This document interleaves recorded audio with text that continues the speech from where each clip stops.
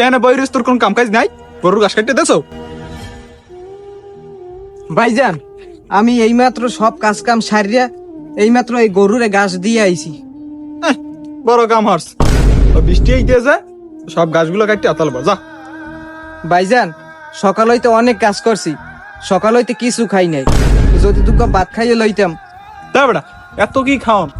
সারাদিন খাওয়া খাওয়া ওই পান্তা পাতা বসে গো মরিচ যে ডললে তুই খাই এবার কামতে না যা, কামে নাম ততরি। আচ্ছা ঠিক আছে ভাইজান, ওইগুলা খাইয়েই কামে যাইতে আছে।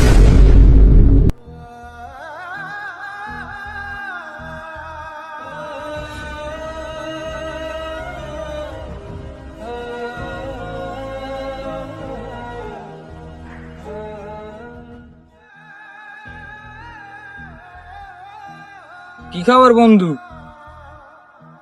তোর মন খারাপ কে?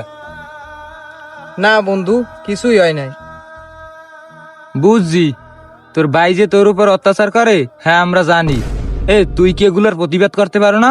না রে বন্ধু, কিসের প্রতিবাদ করবো? ছোটকাল হইতে আমারে কোলে পিঠে করিয়া মানুষ করছে। বুঝলাম তোরে মানুষ করছে, এইটি কি তোর উপরে অত্যাচার করবে?